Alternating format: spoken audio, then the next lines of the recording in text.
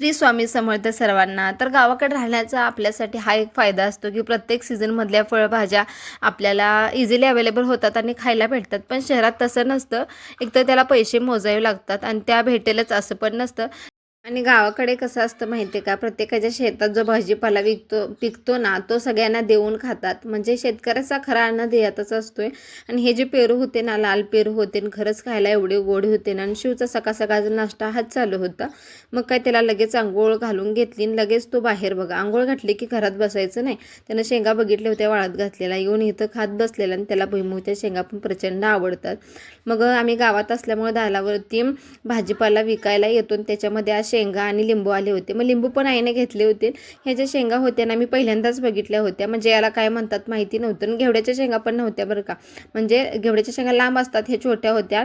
पावटा पण नव्हता, पावटा पण वेगळा असतोय. पण याला काय म्हणतात माहिती आहे का तुम्हाला? माहिती असेल तर नक्की कमेंटमध्ये सांगा. पण ह्याला बनवतात मात्र घेवड्याच्या शेंगेसारख्याच. म्हणजे त्या आजीने मला सांगितलं होतं कसं बनवायचं होतं. मग चला म्हटलं संध्याकाळच्या जेवणामध्ये आता ह्याच बनवायच्या, म्हणून मी नीट करायला घेतल्या. आणि नीट करायला गेल्यावरती अजिबात किडे वगैरे किडक्या नव्हत्या बरं का, खूप छान होत्या. चला तर मी तुम्हाला दाखवते ही मी भाजी कशी केली होती. तर कढई घ्यायची, त्याच्यात तेल घ्यायचं, कांदा टाकायचा, जिरे टाकायचं, चांगलं परतून घ्यायचं आणि त्याच्यामध्ये टमाटर टाकायचं आणि त्याच्यानंतर थोडंसं मीठ टाकायचं आणि शेंगा टाकल्यावरती चांगलं हलवून घ्यायचं. हलवून झाल्यावरती त्याच्यावरती ताट झाकून ठेवायचं, जरा पाणी शिंतरायचं आणि ताट झाकायचं, म्हणजे वाफेवरती चांगल्या शिजतात. 5-10 मिनटात शिजल्या की लगेच त्याच्यात शेंगदाण्याचं कूट, तिखट, मीठ टाकायचं आणि हलवून घ्यायचं आणि तयार आहे आपली छान अशी भाजी.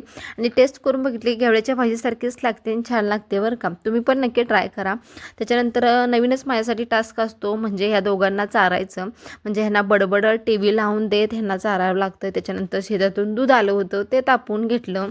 मग लगेचच आम्ही सर्वांनी मिळून छान असं जेवण केलं. आणि त्याच्यानंतर आज आमच्या शिवला काय झालं होतं काय माहिती, 10 वाजले तर आमच्या महाशयांना झोप येत नव्हती.